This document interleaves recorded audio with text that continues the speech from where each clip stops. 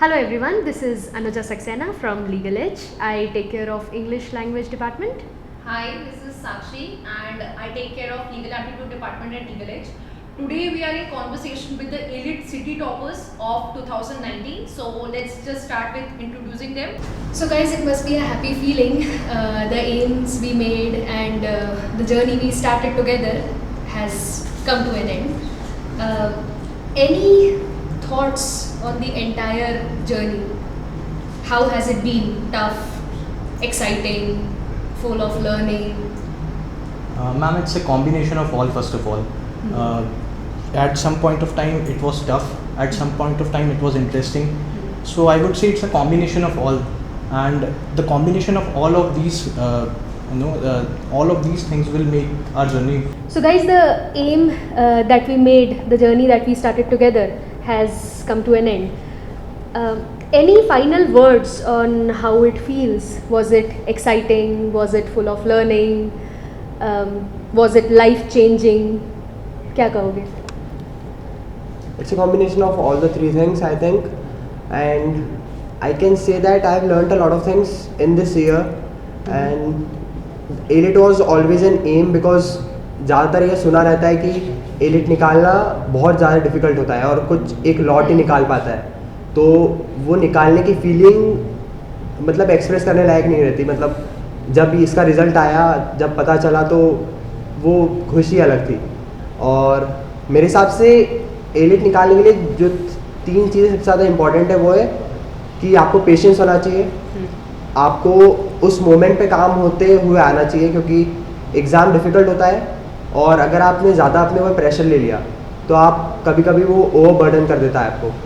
So you need to be patient and you need to be calm. You need to be calm. You should have sofrua, right? So we have a 3-ingredient recipe for a topper, we could say. Any more ingredients that you two would like to add that a topper must have these certain qualities? I think discipline is a must. You should maintain a schedule from the starting and you should continue till the end.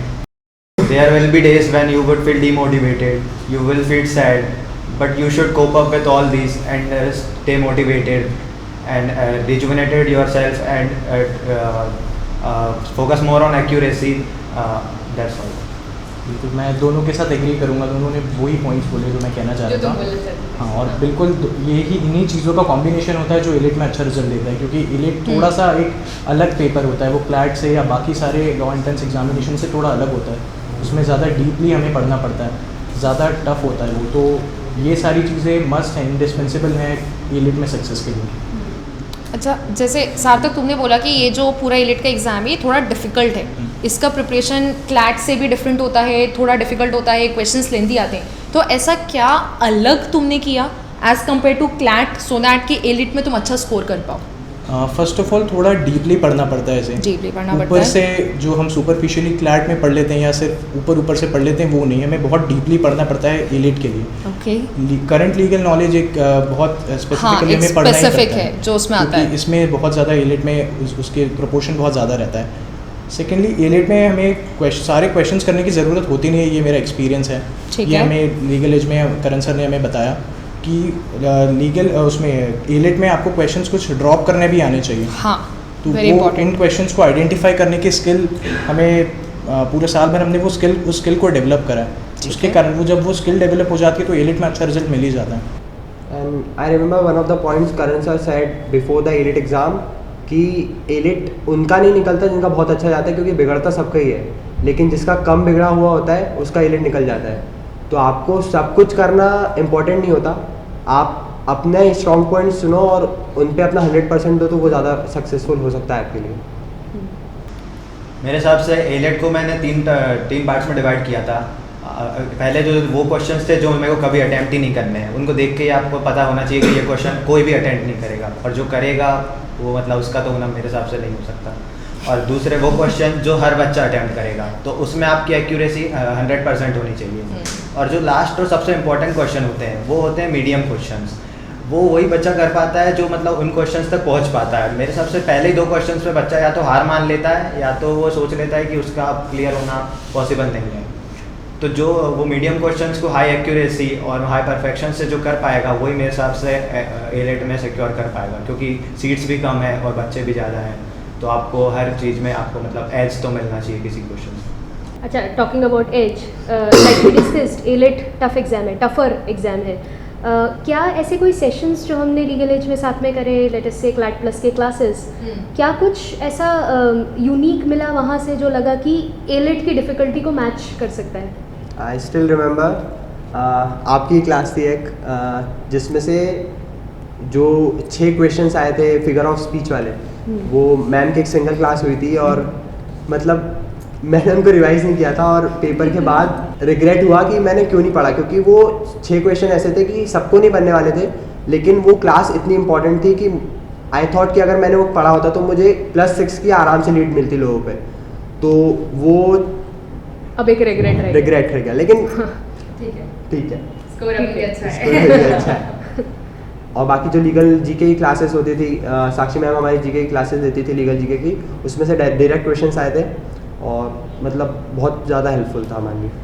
Talking about regret, सार्थक, कोई ऐसे regret है teachers ने मना किया था मत करना बट तुमने करा और अब तुम बोलना चाहते हो लोगों को कि मैम रिग्रेट्स तो बहुत सारे रहे इस ईयर। मुझे ऐसा लगा कि कुछ चीज़ें मैं और अच्छी कर सकता था। जैसे मैं इंग्लिश का एक एग्जांपल आपको देता हूँ कि शुरुआत में मैं इंग्लिश में अच्छा परफॉर्म करने लग गया था, आरसीज कर रोज़ पैराजम्बल्स कंसिस्टेंटली मैं उन्हें जब रोज़ करता था तो मेरा स्कोर अच्छा आने लग गया। पर फिर एक टाइम ऐसा आया कि मुझे लगा कि मैंने अच्छा कर लिया, मुझे दूसरे सब्जेक्ट्स पे ज़्यादा ध्यान देना चाहिए। तो मैंने इंग्लिश को धीरे धीरे करते मतलब ऑलमोस्ट डेली पढ़ना बंद ही कर दिया था। तो उसके कारण फिर मेरा स्कोर बहुत शार्पली ड्रॉप कर गया और दूसरों का स्कोर उन्होंने उस टाइम में ज़्यादा मेहनत करी तो वो बहुत अच्छी लीड ले गए। तो वो चीज़ मुझे थोड़ी सी अभी भी फील होती है कि मैं अच्छा कर सकता था इंग्लिश में। तो कंसिस्टेंट रहे तो Yes, ma'am. Consistency is the key, right? जैसे कि सार्थक ने बताया कि सबका एक टाइम आता है। जैसे मैं स्टार्टिंग में जब आया था तो मेरा मॉक्स का स्कोर बहुत कम आता था, मैं मतलब सेकंड लिस्ट में थर्ड लिस्ट में अपना नाम देखता था। लेकिन जैसे ही मैंने हार्ड वर्क किया तो मेरा नाम मतलब फर्स्ट लिस्ट में आने लगा, टॉप 10 में भी आने लगा। फिर लेकिन एक ऐसी स्टेज आई कि मुझे ऐसा ओवर कॉन्फिडेंट होने लगा कि अब तो बहुत नॉर्मल है कि हर बार टॉप 10 में आ रहा है, बिना पढ़े भी टॉप 10 में आ रहा है। तो फिर मैंने उसमें अपने मतलब पढ़ाई में कम कर दिया, इंग्लिश भी न्यूज़पेपर उस टाइम पे मैंने छोड़ दिए थे एकदम। फिर अगले ही मौके में मुझे देखा कि मैं फिर वहीं पहुंच गया। तो फिर वो मेरे लिए एक सेटबैक हुआ।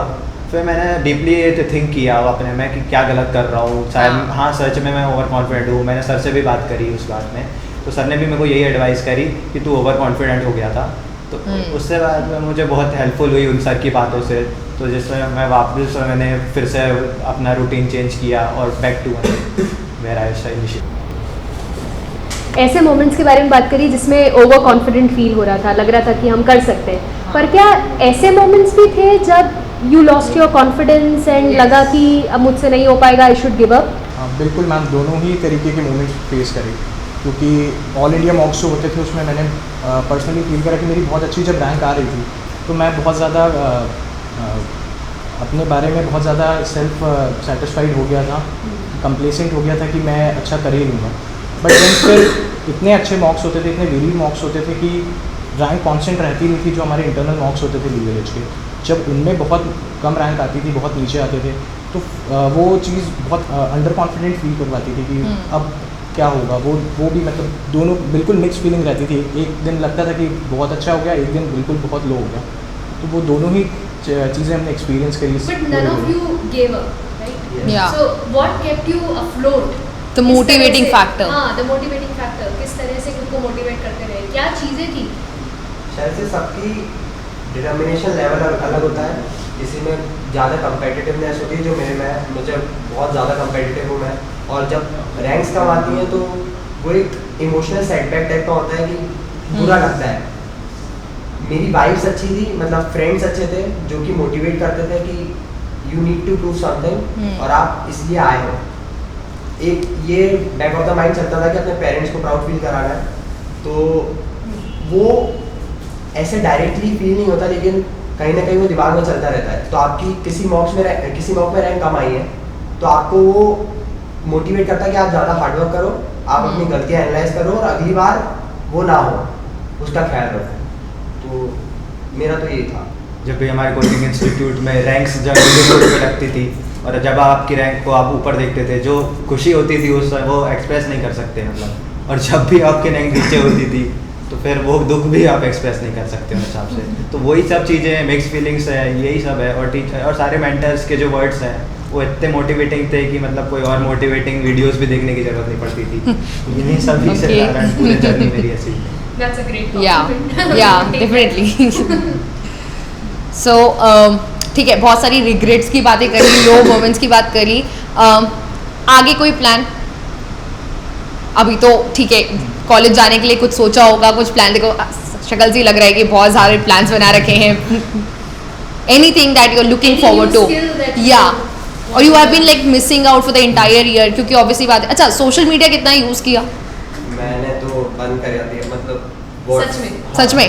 व्हाट्सएप और इंस्टाग्राम बंद कर दिया था, मतलब ओके। वो खुद से हो गया था। कहीं ना कहीं वो एक फीलिंग आती है कि आप अपना ज़्यादा टाइम वेस्ट कर देते हो। अगर टाइम वेस्ट नहीं भी करते हो तो भी आप अगर यूजलेस सा टाइम उसको दे रहे हो, हाँ। तो उसको टोटली रेडिकेट करना सबसे बेस्ट होता है।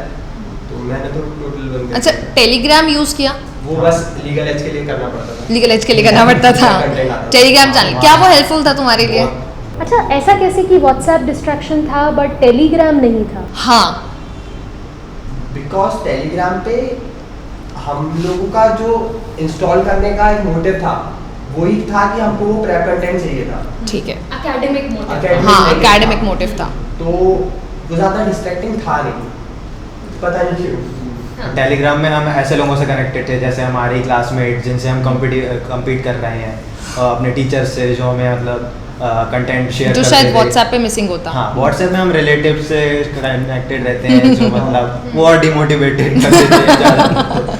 वो भी देख रहे हैं बहुत बड़ा पॉइंट होता है होता है वो। क्योंकि most of the friends Telegram नहीं यूज करते। हर कोई हाँ। फ्रेंड्स है, रिलेटिव्स है जो शायद प्रिपेयर नहीं कर रहे हाँ। होंगे। मतलब एक हेल्दी कंपटीशन का एनी फाइनल पॉइंट्स जो तुम्हें लगता है साक्षी और मैं तुमसे डिस्कस करना भूल गए, तुम प्रोबेबली ऐड करना चाहोगे? हाँ। मैम स्पेसिफिक एलिट की स्ट्रैटेजी तो वो हाँ। बहुत अच्छे से कवर नहीं हुई मुझे ऐसा लग रहा है। Okay. क्योंकि एलिट का अगर है तो उस पर ज़्यादा स्पेसिफिक एलिट के लिए एक स्ट्रैटेजी ये होती है कि जैसा मैंने पहले भी बताया कि कुछ क्वेश्चंस तो करने के लिए होते ही नहीं हैं। सेकेंडली हर चीज़ को बहुत ज़्यादा डीप में जाकर आपको पढ़ना पड़ता है। यहाँ लीगल एज में हमारी करंट अफेयर्स की स्पेसिफिक क्लासेस लगती थी, उनमें सर इतने डीप में जाकर हमें पढ़ाते थे जी करंट अफेयर्स की, वो हमारे लिए बहुत हेल्पफुल रहे और बहुत ज़्यादा हमें एलिट में उसके लिए उससे मदद मिली। और हमें करंट अफेयर्स बनाने की स्किल भी उस चीज़ से आ गई। हमें कैसे पढ़ना है, हमें सबसे अच्छी चीज़ वो सीखी हमने उन करंट अफेयर्स की क्लासेस से कि उसे पढ़ना कैसे है करंट अफेयर्स को। इंग्लिश में ग्रामर बहुत ज़्यादा होता है और ग्रामर पे हमें बहुत ज़्यादा क्लैट में इतना वर्क करना पड़ता नहीं है जितना एलिट में करना पड़ता है। तो स्पेसिफिक एलिट के लिए ग्रामर पे बहुत ज़्यादा वर्क करना पड़ा। और फिगर्स ऑफ स्पीच के 6 क्वेश्चंस थे, तो फिगर्स ऑफ स्पीच भी हमें बहुत अच्छे से पढ़ाया गया कोचिंग में और हमने उस पर भी बहुत ध्यान दिया था। तो एलिट के लिए स्पेसिफिकली वो हमें पढ़ना पड़ता है। और टाइम मैनेजमेंट भी मेरे हिसाब से एलिट के एग्जाम में टाइम मैनेजमेंट बहुत ज़्यादा बहुत मैटर ज़रूरी करता है। क्योंकि अगर आपने टाइम मैनेज नहीं किया तो आपका एक सेक्शन मैथ्स जो कि मोस्टली लोगों का लास्ट सेक्शन होता है, वहाँ अगर किसी ने टाइम मैनेज करके वहाँ 5-6 क्वेश्चन भी कर लिए तो वो लीड बना देता है।